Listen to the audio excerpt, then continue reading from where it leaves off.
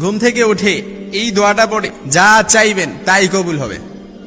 রাসূল বলেন, কেউ যদি ঘুম থেকে উঠে এই দোয়াটা পড়ে সে যা চাইবে তাই কবুল হয়ে যাবে। অর্থাৎ আপনি যা বলবেন সব দিয়ে দিবে, যা দুঃখ যন্ত্রণা বেদনা আছে সব দূর হয়ে যাবে, যা মনের আশা আছে সব কবুল হয়ে যাবে।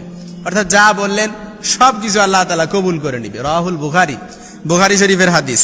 তবে এই দোয়াটা শিখাবো, যদি 2 রাকাত নফল নামাজ পড়ে আমার জন্য একটু দোয়া করেন, কারণ দুঃখ যন্ত্রণা বেদনা যা কিছু আছে না কেন সব কবুল হয়ে যাবে। দোয়াটা এতটা সহজ। রাসূল বলেন, কেউ যদি এই শব্দটা পড়ে, এই দোয়াটা পড়ে আল্লাহ তাআলার কাছে ঘুম থেকে উঠে এই দোয়াটা পড়ার পর আল্লাহ তাআলার কাছে দোয়া করে, আল্লাহ তাআলা তার দোয়াটা কবুল করে নেবে।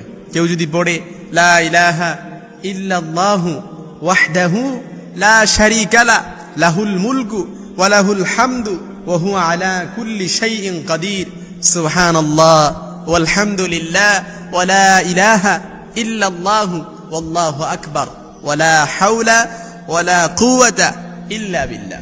এই দোয়াটা এতটা সহজ, এই কালেমাগুলো আমরা সবাই পারি, এমন কেউ নাই যে এত সহজ কালেমাগুলো আমরা পারি না। আমি আবারও যদি বলি আপনাদেরকে, আপনারা আবার দিক অ্যাটাচমেন্ট বাড়াতে পারেন। রাসূল বলেন, এই দোয়াটা পড়ে কেউ যদি বলে যে আল্লাহ আল্লাহুম্মা গফিরলি, আল্লাহ আপনি আমাকে মাফ করে